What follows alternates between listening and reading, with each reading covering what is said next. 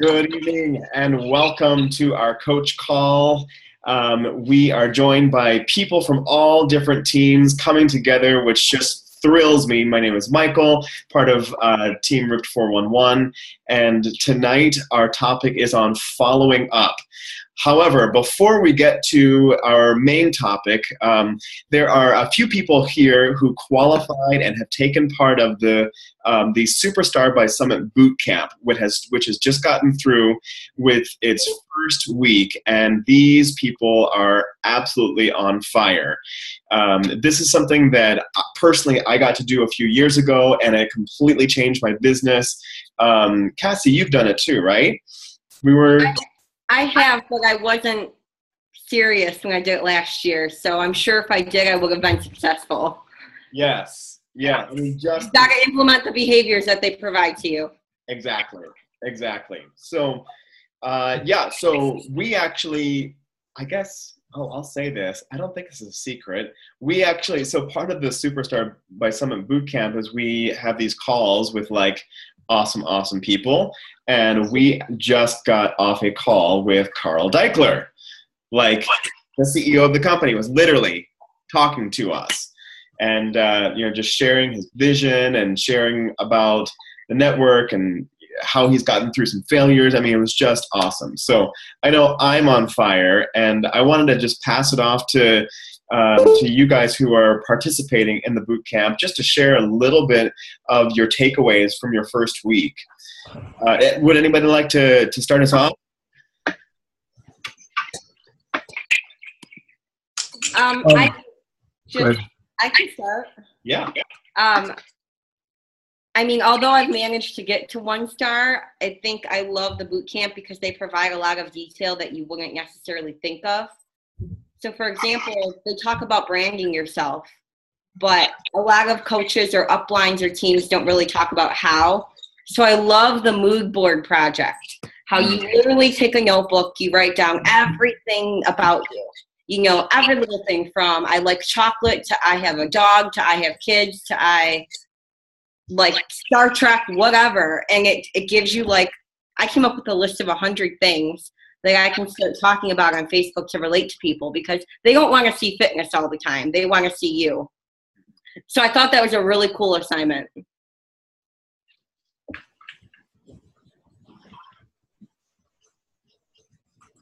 Yeah, I'll say, wow, it's really mind-blowing. Like, I'm taking notes like crazy and then just learning so much more about myself. And even what Cassie just said, like, she came up with 100 things, and I'm like, I didn't write down I like chocolate. I love chocolate. And it's like, there's another thing, like, I have to add. And, like, I feel like I'm learning a lot. I'm learning how to overcome things with technology and just how sometimes I want to beat up my computer because it's not working right, but I'm getting things done under pressure, and it's just, I'm getting less sleep, but hey, I'm learning so much. It's awesome. Next. The mood board was a fun assignment, and it was also really challenging for me technologically. It really took me a long time to do it, and it was really eye-opening. I also have the thought that I'll probably go back to it and revise it. I just picked the website fairly quickly. One takeaway that I noticed from doing the training is the whole question of comfort zone. Just it feels like my comfort zone is in a different place now. It's like I get on the computer, I go to Facebook, I'm like, right, okay, let's find 10 people and friend them and start conversations with them. I can do that in just a few minutes. And I get it that, oh, right, if I may or may not have a conversation about fitness with somebody, but if I do that every day, that's going to make a difference. And I really hadn't thought in those terms. I was thinking in terms of finding 2 or 3 people and, browbeating them until they sign up, which is how I got my first 2 people, That's right. And David does the browbeating in the kindest way possible. Whatever, but it's still browbeating. You do want to be healthy, right? Oh, I've been there too. Yeah.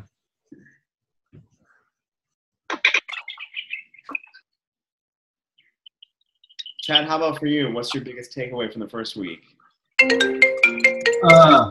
don't know. There are so many. I mean, I think one of the big things is just really being able to visualize it as being a business. You know, as far as like having the mindset of being organized, following up. I mean, I know at least for me, customer service is my background. So really kind of treating it in that regard, if someone is buying something, sending them, a thank you note, or, just having, all your lists so that you're able to follow up with, people, even if they aren't a customer yet, if they're still a prospect, having those, Facebook lists, so that you're able, to make connections with, people, throughout the week. I even was actually doing that before this call. I went through my added friends list, and I was just liking and commenting, and then there was an opportunity to engage because it was a guy that was, saying he was so stressed out because he's packing to move. I'm like, hey, I'm about to move in 2 weeks. I totally understand where you are, so, and I would not have seen that post of his if I had not gone through that list, so really being conscious of, going through this list that we make, because, if we are, friending people each day, that list is going to get long. Like my added friends list right now, I think has almost 300 people on it. I'm not going to end up seeing all of those posts if I'm not going through that list each day. So I think that's really been, a big thing.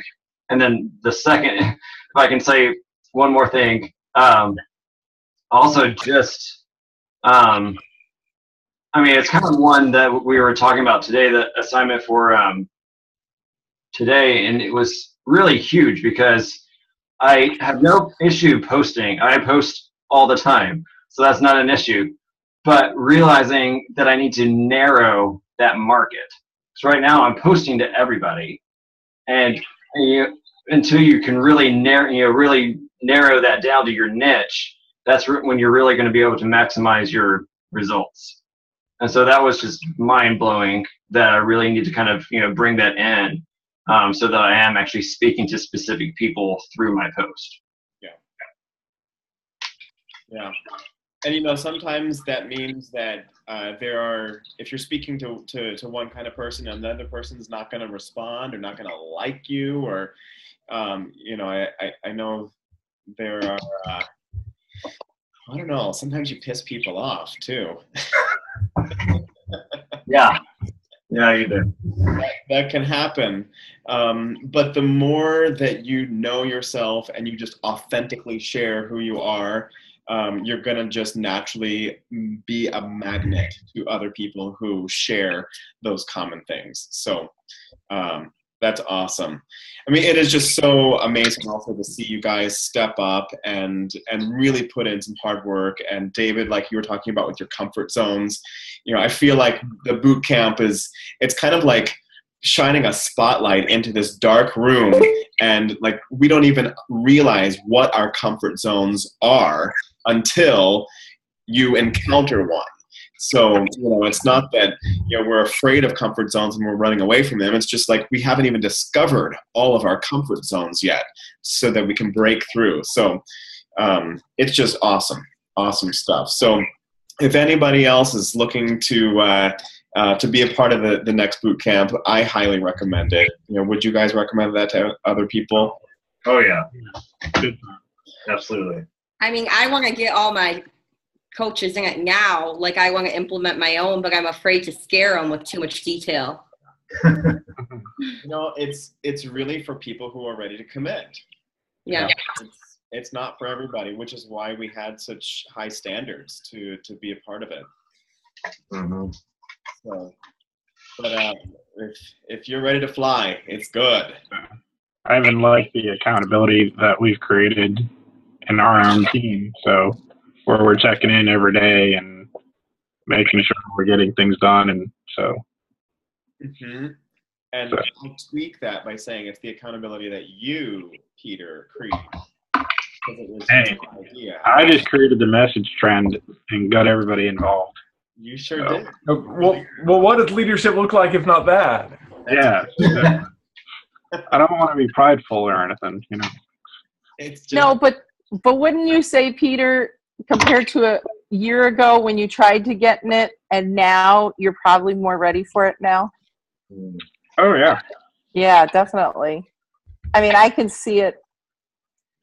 I mean, I just can see it. I don't know. No, just your demeanor, just the way you look at things. I mean, I think you're just like at a really good place for it right now. Right. So I'm very happy for you. Thanks. awesome. We'll have a little love fest for Pete. I had to. I've been thinking it all week. I agree. I agree. Not that I don't love everybody else too, but I've known Peter the longest, so. Oh, I'm gonna cry. Oh, we're making Pete cry. Oh, am I good or what? That's okay. We could cry on this call. Yes. I'll be the first to do it. So, thank you guys for sharing. That was awesome, and I can't wait to see what week 2 has for everybody. So, our topic for tonight is following up, and I've prepared some things that I want to share, and I hope if you have things that you want to share as well about following up, even if it's questions or struggles, then please jump in. Honestly, this is probably one of the weakest parts in my business, probably the part that I struggled with so much. Like, I'll be the first to say I'm terrible at following up if I didn't have a system. And it took a long time to kind of figure out a system that worked for me, and I tried a lot of different things. So I'm going to share what is working for me now, and I'll also share some of the things that that I was doing also, but it's still, maybe it'll work for you. So feel free to jump in as well. But we've all heard the saying, the fortune is in the follow-up. It's a nice little alliterative saying, the fortune is in the follow-up, and it's absolutely true. We in our banner for this event, we had a little pot of gold at the end of the rainbow. It's absolutely true, and I actually just pulled some stats about following up that I wrote on my handy dandy whiteboard.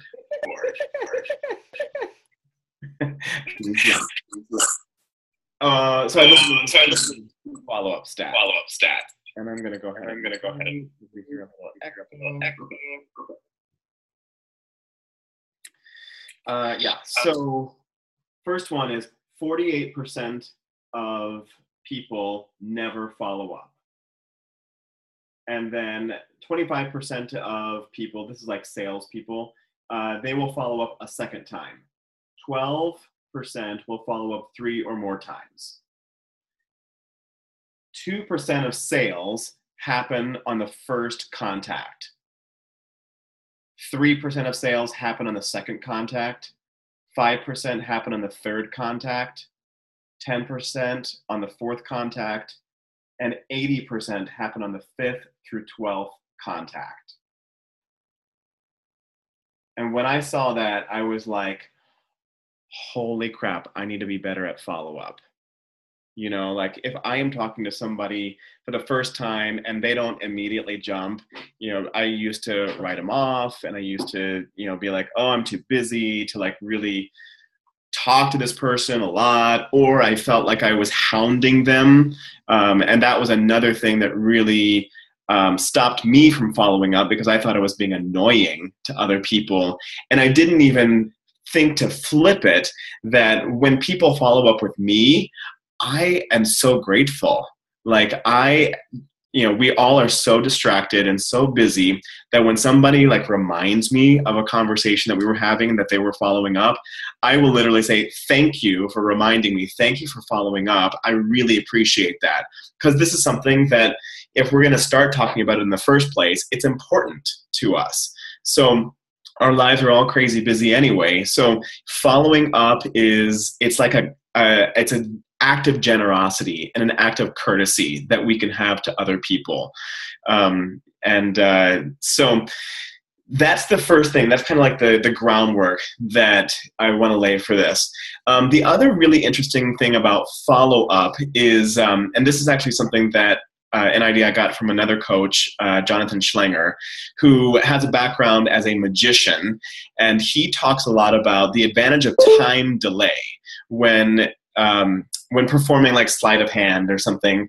And there's this cognitive effect that happens when there's a delay in time between two events. So, for example, in our context here, if I'm talking to somebody for the very first time, the conversation's going well, and then I start talking to them about our fitness group and about the Beachbody and the challenge packs, and everything is all in a single conversation, it's like them drinking from a fire hydrant. Like, it's so much. However, if that conversation, starts out talking about their weekend, and then maybe, a day later, we start talking about like, oh, what are you doing for work? The day later, what's, how are your kids? Things like that. There's time to get a little bit of a morsel, and then there's time to process, and there's time for them to reflect on that conversation and think like, oh, that was a really nice person. I really enjoyed that conversation. And so the next time that you talk to them, they're going to be even more primed and excited to talk to you. And even when you launch into the invitation and you're asking them questions about what their needs are, like what are they doing for workouts, for food, do they have accountability, what kind of results do they want, and why do they want them? Even if that process takes a few days, a few weeks, sometimes for me it lasts a few weeks, it's fine. And that's just kind of the nature of conversation on social media as well. These conversations can string on over days or weeks, and it's not weird. We all understand, like, I'll get back to you when I get a free moment. And that's just kind of the way we operate on social media. It's really all about kind of giving them time to process and giving them time to really reflect about that. What I've noticed is that a lot of times, when in any kind of conversation, people usually don't make a decision right in front of you. A lot of times, people like to kind of sit back and think about it and find their own reasons for why they want it and let it really resonate with them. So having that, the time delay and the follow-up is a great way for them to really understand what's in it for them. So that's kind of the background. Let me share with you a few of the systems that I have tried before and the system that I'm using now. And feel free to share whatever you like as well. So I do think that it's important to have some sort of a system of follow-up. There's so many people, there's so many conversations that you're going to be having. If you are just kind of winging it or kind of relying on, if you remember to get back to somebody, then you will do a very poor job, just like I did for a very long time. Some people make paper lists, like they'll literally get a notepad and they'll write down the names of the people that they talk to. Some people love paper. There's also the business activity tracker that Beachbody provides. And also some teams will modify that business activity tracker for themselves, so that they're really using a paper system. Some people will write down names on a Word document, and whenever they're ready to do their follow-ups, they'll go to that Word document and kind of see who they need to talk to at the moment. And another thing that I've done is a spreadsheet, like a Google Docs spreadsheet, which worked okay for a while until I got about 2,000 people on that, and it was just overwhelming. And like I had this whole system of like X's and last date that I talked to them, and it was it just kind of collapsed because there was just so many people. So the system that I'm using now that works for me is I have a whiteboard that I'm in my workout room / music studio / office right now.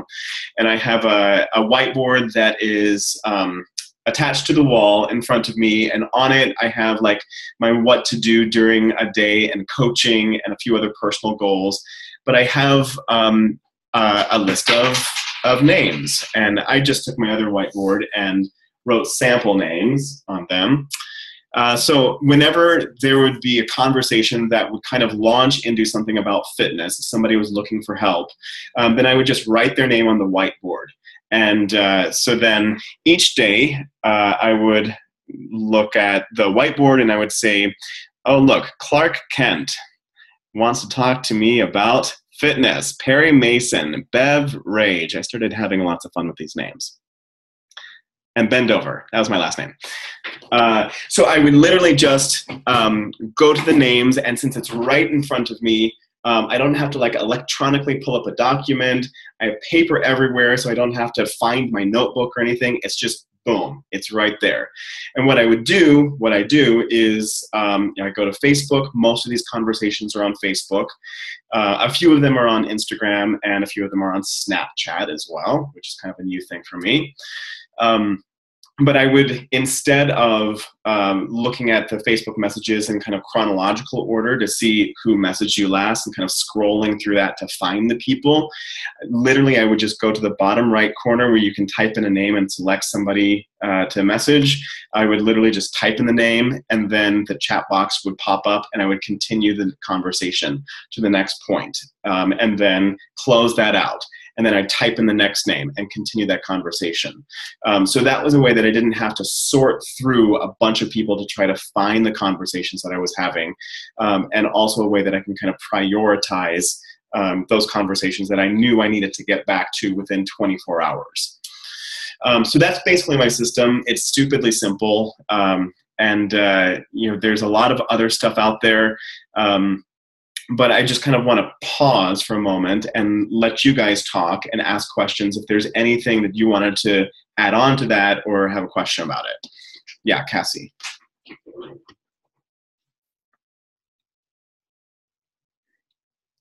Can you unmute yourself? Okay. I really, really, really need help with this. So I have my board. Yes. But I get so overwhelmed because then I have 50 other people on my Power 5 sheet. So I've been writing on here the people that said for sure that they wanted to get in my group by the end of June. But then I have all these other random potentials that also talked about fitness, but they haven't committed yet. And I feel so overwhelmed. Do you have a separate board for follow-up, a separate board for like potentials that haven't exactly committed, a separate board for other goals? I mean, how do you handle that? Yeah. I still have my I'm going to mute you for a second because it's an echo.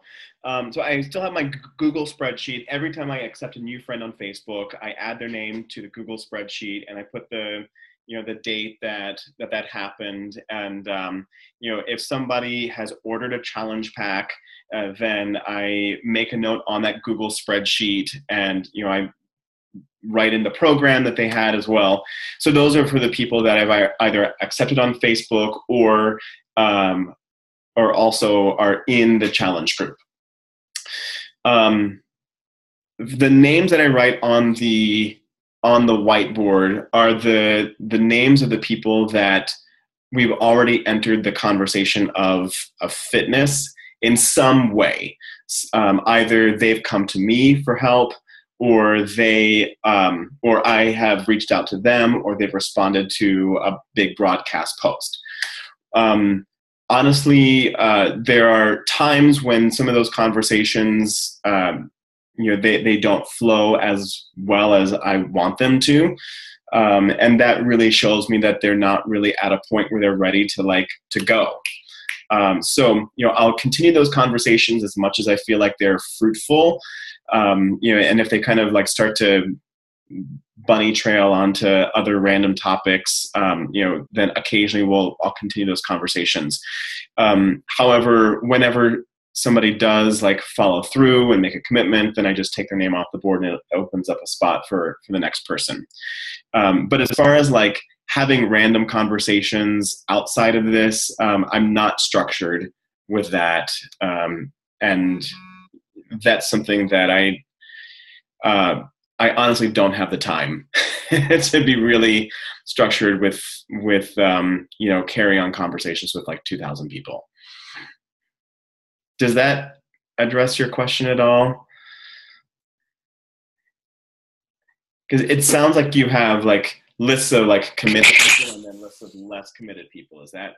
Yeah, these are people that promised my July 6th group, which usually it's about half of them commit is what it usually happens.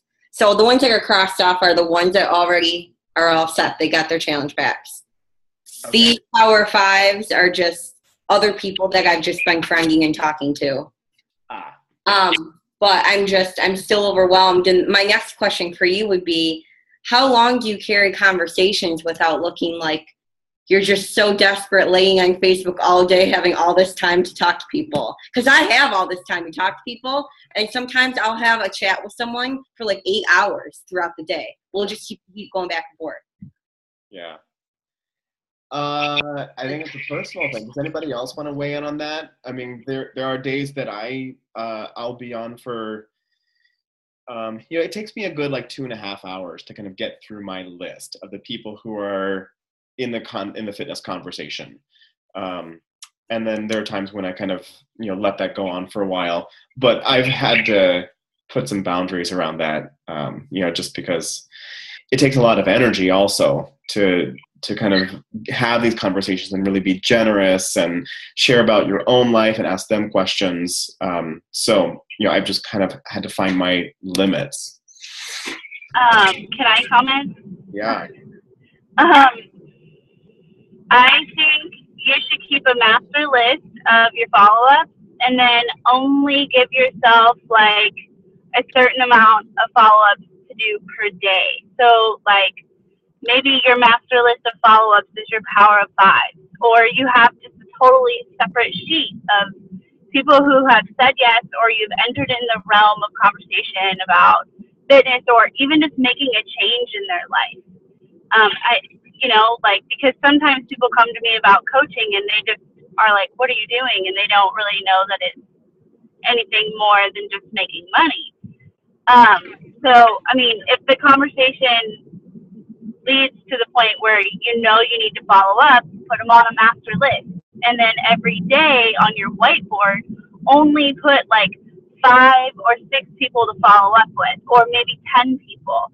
That way, like, you're not so overwhelmed. You still have people to follow up with every day, and that way you're still doing it every day, but you're not like so overwhelmed or feeling behind.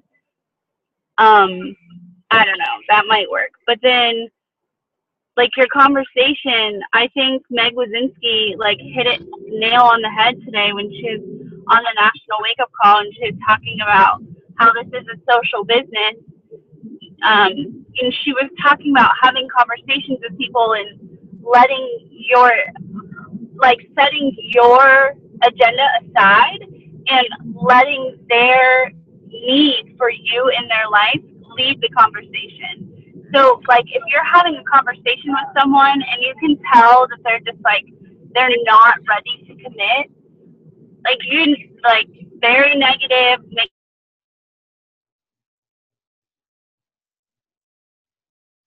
excuses, or just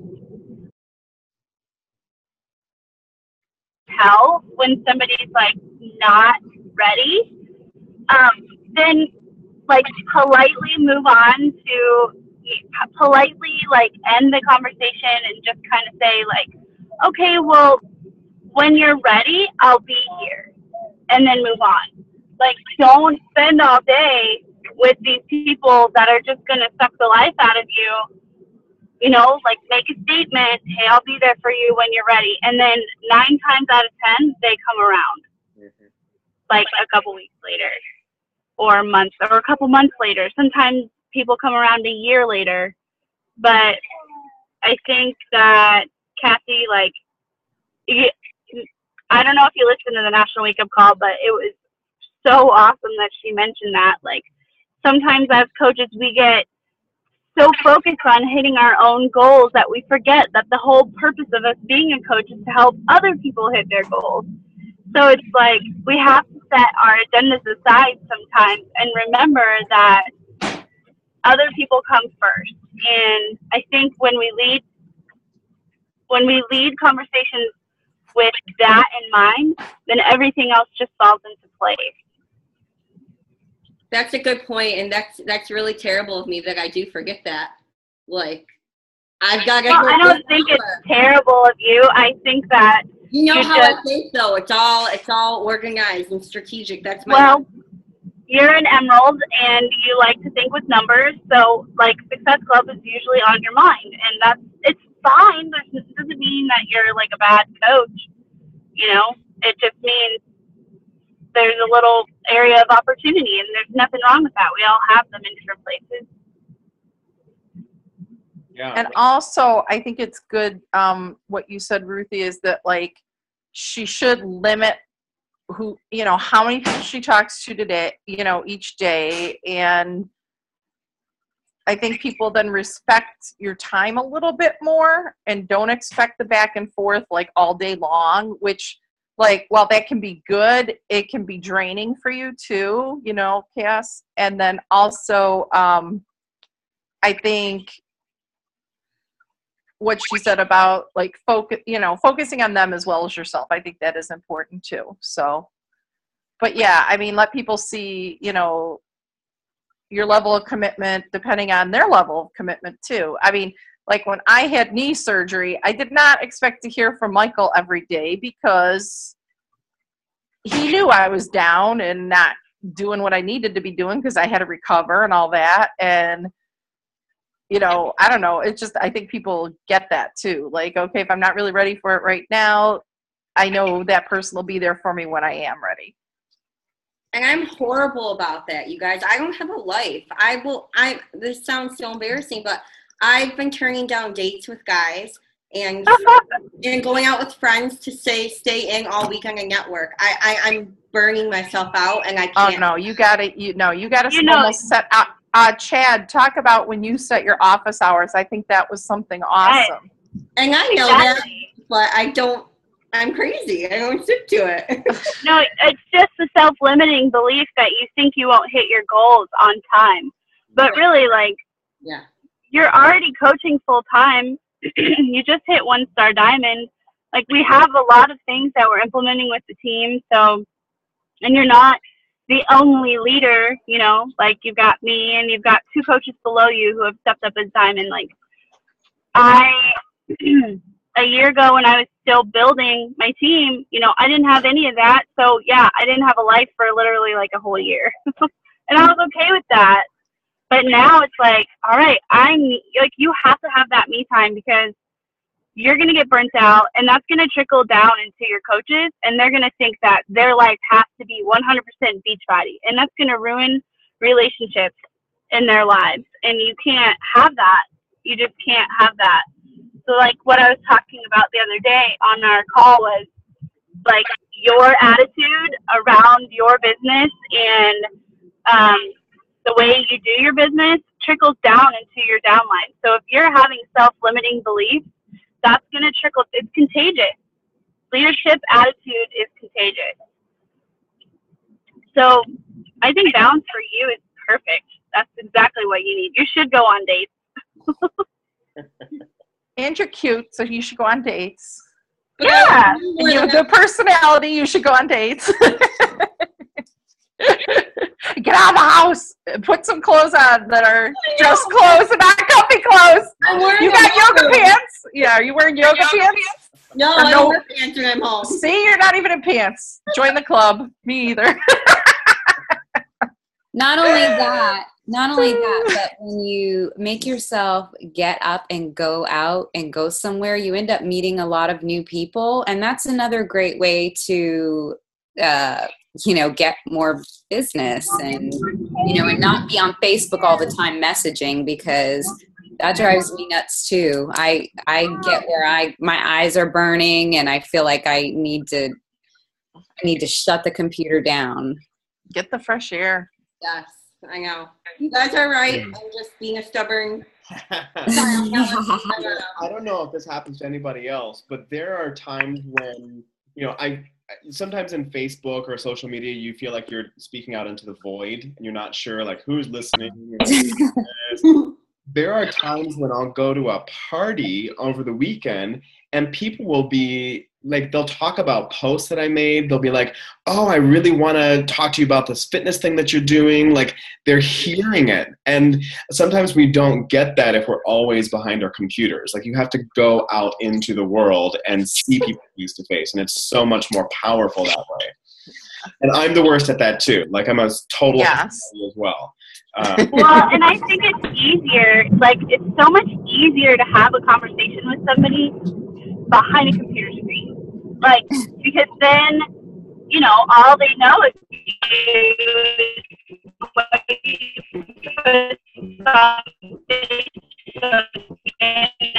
I don't know about you guys, but it takes me like 6 times to get the perfect selfie. So like, they see. You were cutting out a little bit. I'm not sure if everybody else heard that. Oh no, can you hear me now? Yeah. I said, I don't know about you guys, but it takes me like 6 times to get the perfect selfie. So, like, what people see on Facebook isn't always, like, really what's happening. You know what I mean? Like, you want to portray this image of yourself. And so sometimes when you're behind a screen, it's a lot easier because you're not as vulnerable as you are when you are in person. And I think that a lot of people get freaked out by doing things one-on-one and face-to-face because it's tough, because we're afraid of judgment and because we're afraid that people are going to, like, make fun of us or ridicule us or whatever it might be that we're afraid of. But, Cassie, like, I think you should go out on all those dates, and I think you should just network it like crazy. Like, you never know. You never know. And if you look too perfect as a coach, and if you're like always looking like I'm always working the business, again, I think that does trickle down to prospective people because they're like, I don't have that kind of time, and I am so not perfect, Yep, it creates this self-limiting belief that'll trickle down into your downline. Yeah. For sure. Thank you. Like, I'm not a diamond yet, but I always think I'm a diamond in the rough. And so I spent this weekend camping with a bunch of friends in the midst of a superstar boot camp that the assignments are like mounting like crazy. But I set aside like Saturday morning, I actually did my work, and people were like, are you still working? And I was like, I'm almost done. I'm like, I'll be over and I'll hang out with you from lunch all the way till, 2 or 3 in the morning, whatever. But they actually understood, they understood the balance that, okay, this is important to you. They were like, did you get all your assignments done? And they were actually, wow, that's an awesome opportunity. And they were actually, I built a lot of friendships over this weekend in the midst of my business, but I also took time for myself. So. And it's no different than, like, say if you were taking an online course, like my husband was out of town taking at a convention, but he's also taking an online course. Like, he had to take some downtime to get his assignments done. It's the same thing,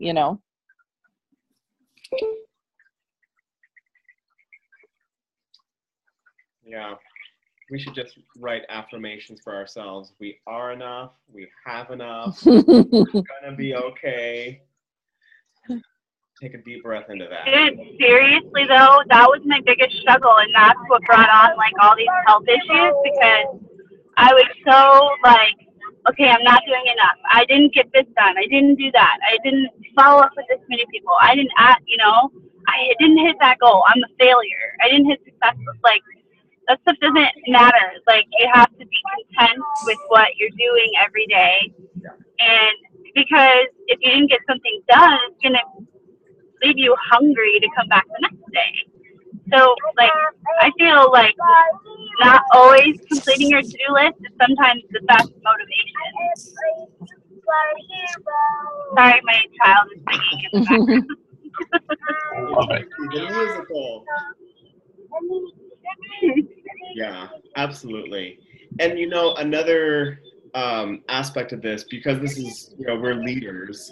We've talked about our the limiting beliefs. I don't know about you, but sometimes whenever I see other coaches who only share about their successes, I'm happy for them, and I'm really want to congratulate them. But there's like a little piece that's like, ugh, I'm not measuring up. Like, right? They are so all the time, all together, and I'm just like still trying to figure this out. And just as a leadership point, John Maxwell talks about this a lot. Just really, leaders share their failures with the people around them, and I think a lot of us tonight have already said, like, I'm terrible at this. I'm terrible at this. Like, I dropped the ball here.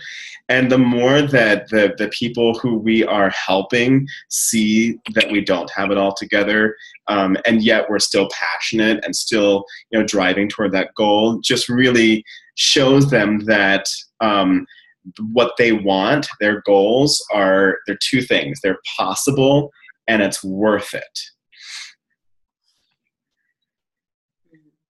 And I would say too, like, if it's somebody you're like, oh, I should have followed up with them a week ago and I didn't, like, it's the perfect time to go, oh, you know what? I just had this crazy week and I've been thinking of you all week. I just haven't gotten to touch base with you till now. Mm-hmm. People get that. They're like, yeah, I've had a crazy week too. So glad to talk to you now. They're not going to be mad at you.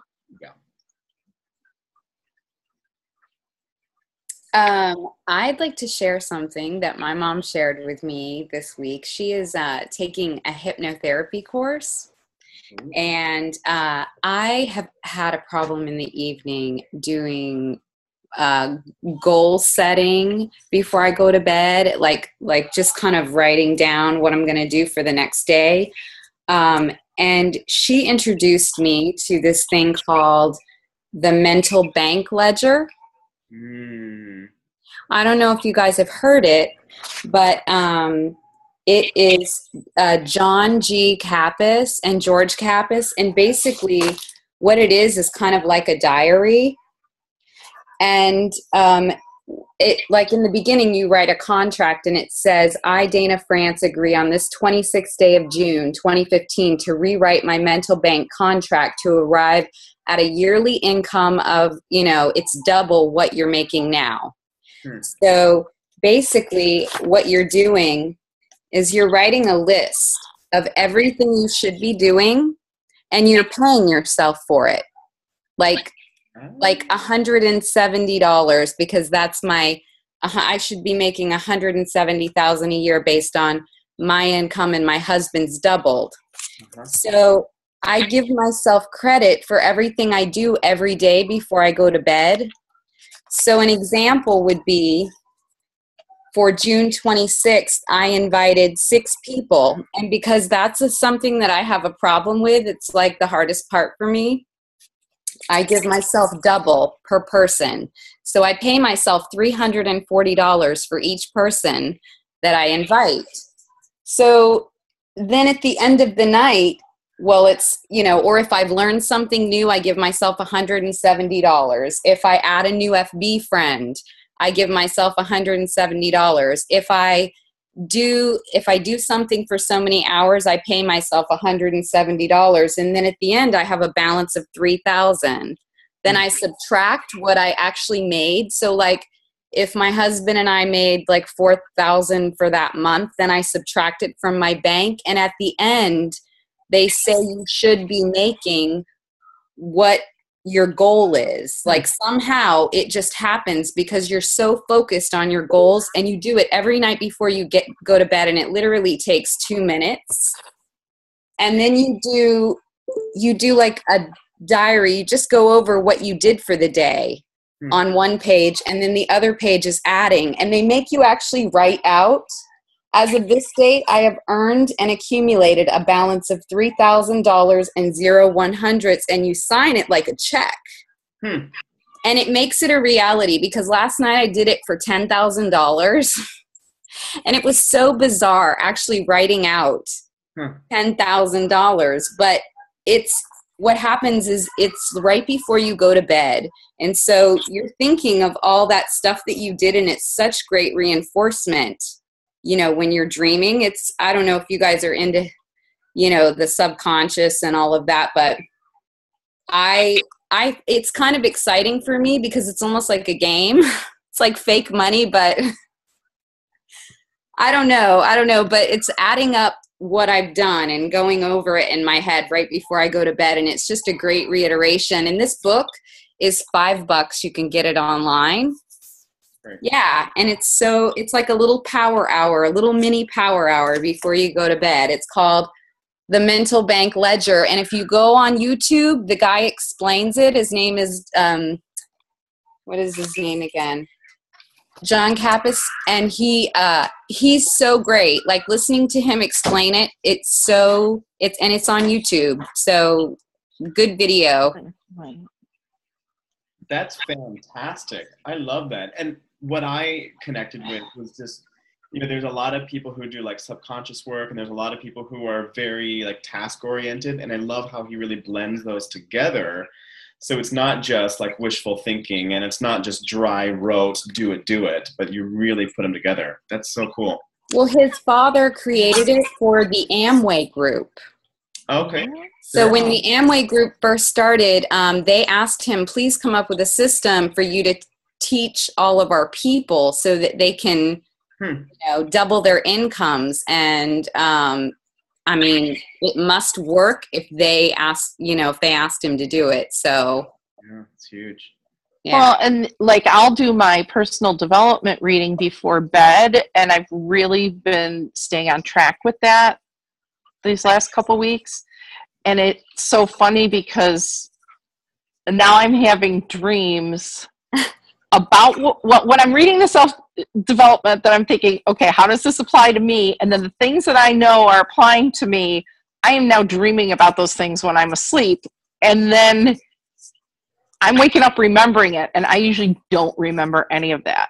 So I do think there's something to giving yourself those positive reinforcements, like you said, before you go to bed.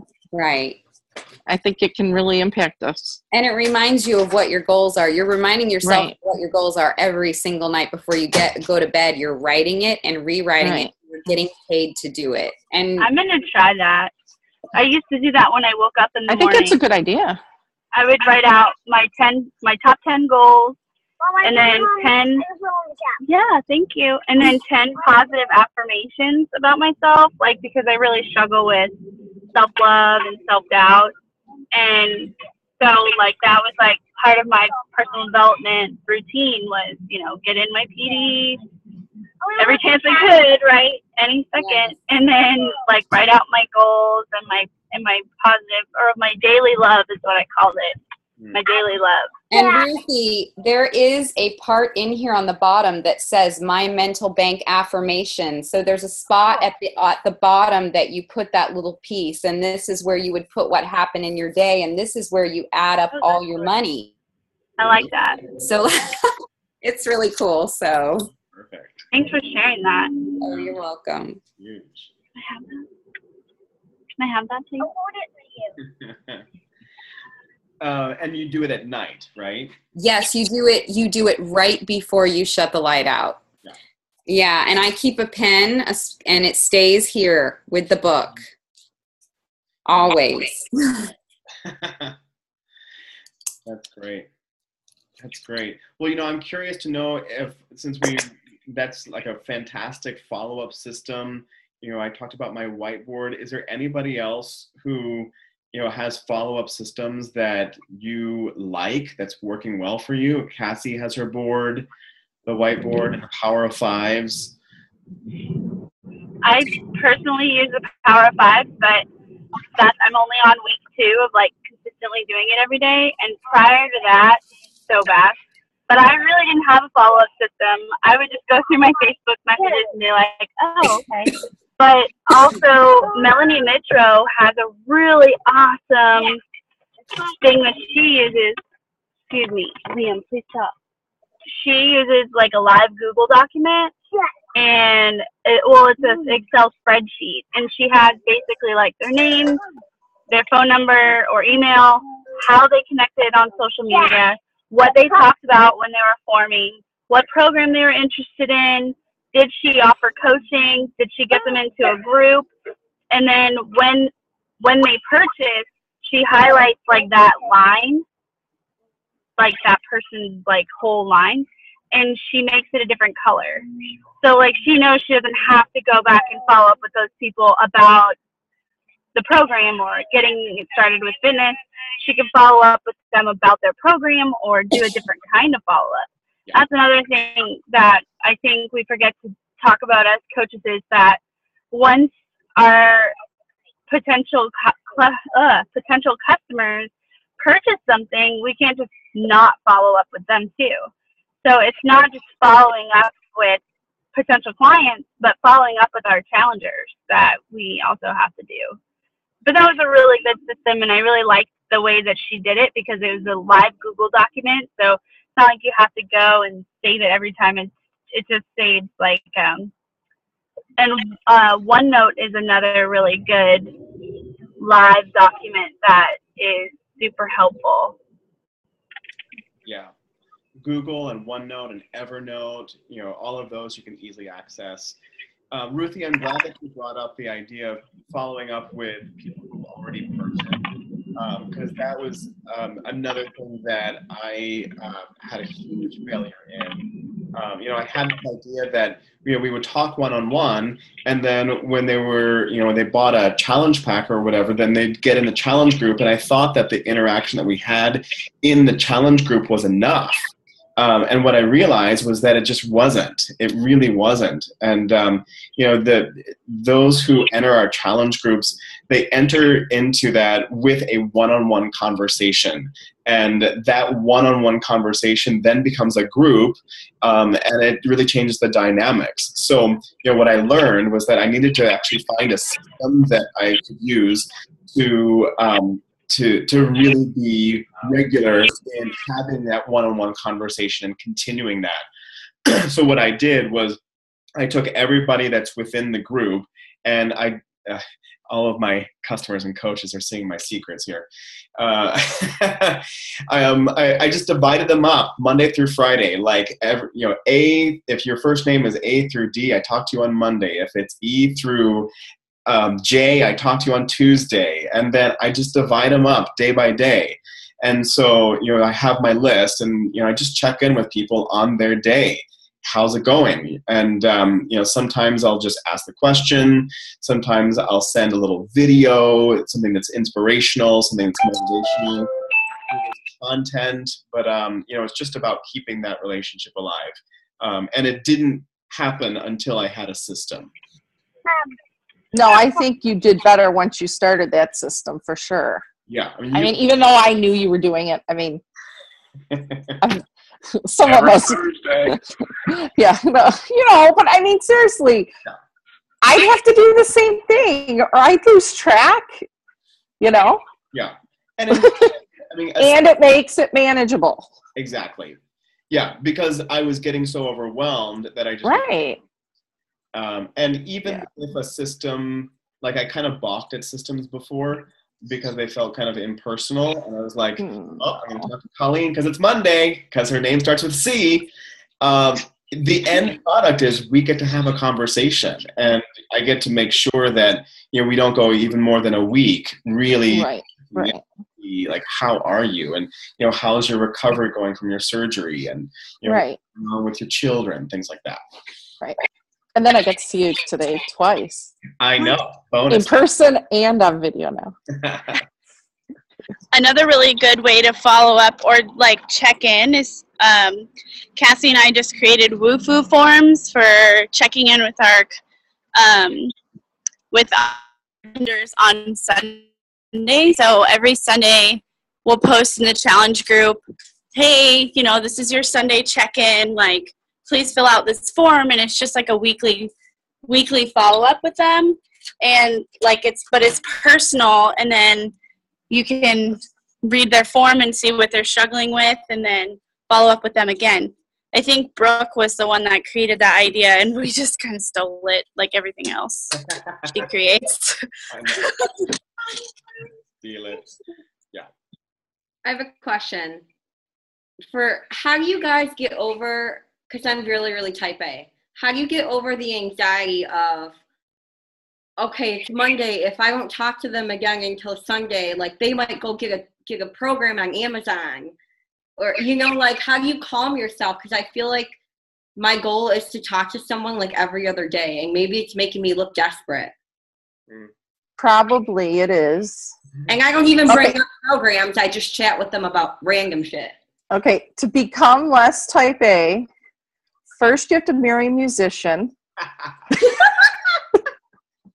Because I used to be type A, and I've been married to one for 22 years, and he has mellowed me out. I married a finance guy, and it didn't work out. No, you have. If you're type A, you have to marry the opposite. Okay, and then no, but seriously, no, don't do every other day. You're gonna make yourself crazy. I'm gonna start messaging you, Cassie. I feel like Cassie, and bug her. I feel like if they connect with you, like, yeah, if they connect with you and you remember to have the conversation with your agenda aside and you're focusing on the person, they're not going to want to go on Amazon. Like, you know, I think we get just chill out. Just chill out. Chill out and relax and stop thinking about you. But they don't realize that a lot of them think like, oh, I thought I could still join your group but I got it somewhere else. It was cheaper. And I'm like, no, I was going to send you a link. Well, you can just tell them like, hey, I coach for free, but I would support you through your program. If you're interested in purchasing, let's just chat about it before you make any purchases. You can say things in like a relaxed, roundabout way so that at least when they're ready to make the purchase, they're still communicating with you before they do it. I don't know. So I've got a really different way to approach that. I almost never mention product names on. Oh, nice. Yeah. It's irrelevant. It's jargon. You know, so I'm not saying like, oh, I did my Body Beast workout. I love my Body Beast workout, because then they're going to be like, oh, wow, that's amazing. He looks great. I'm going to go to Amazon and get Body Beast. So I don't mention program names. I almost never mention the word Shakeology. All I do is I talk about the benefits of what I'm doing, and I show and I tell stories about it. So I'll say like, today was day 47 of 90 of my new muscle building program. I'm so happy that I'm breaking through these plateaus. And it creates a mystery. When people are messaging me, they're like, what's this new muscle building program you're going through? And then I just say, man, I'm just loving it. And I've gained 20 pounds of muscle in the last few months. It's awesome. What are you doing for your workouts these days? And then so that's like in your posts on Facebook. I've seen a lot of coaches do that. Like Amy Silverman takes that approach. Yeah. So, you know, if people buy a program like directly through Beachbody and not through a coach, there's also a way that you can transfer it over. So, you know, there's that. But then, you know, people buy through Amazon or eBay or whatever. You know, freaking Josh Spencer started that way. So you develop the relationship and you help them through, and know that if they have a great relationship with you, then they're going to really understand. You know, it's not that they're doing it out of spite. It's because they don't understand. And then they're going to really see that the way that you're connected, and then you can help them out. And there's genius. I'm never mentioning the 21-day fix again. Call it your, like, Brooke and Jason call it like 30 minutes of HIIT workouts, fat blasting workout. 30-minute fat blasting workout and your complete superfood nutrition shake. Like, that's all you have to say. I love that, Michael. Yes, I love that. I'm going to do that forever. Do it. Yes. No, I agree. I think it takes the confusion out for a little while too when you're first connecting with somebody. And I think also, like you said, you don't have them accidentally go, or on purpose. Go buy it somewhere else. Well, and I think it also really touches on branding too, because once again, like, we're not supposed to brand Beachbody. We're not selling Beachbody. We're selling ourselves. Right. People come to us because they want to know what we're doing because they feel connected to us on some level. Right. So I think that's brilliant. Like, I'm so glad you mentioned that. That's awesome. Right on. Right. I hate to do this. I gotta cut out, guys. Yep. You know what? Sorry.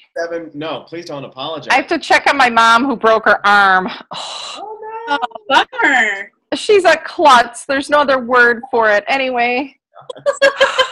Well, she owned her own house. Anyway.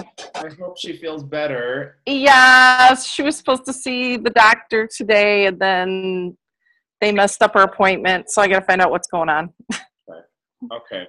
Thank you, before she goes to bed. Bye, you guys. All right, take care. You know, I'm gonna head out as well. We've gotten a good hour in, so thank you so much for just sharing this time and the questions and your generosity. So much good stuff. I know I learned a lot from this, so I appreciate it. And this is recorded, so I will send you guys the link. I'll post it in the invitation so you can pass this on to your teams as well. Cool. Thank you so much. Bye, guys. Thanks. This is really useful. Thank you.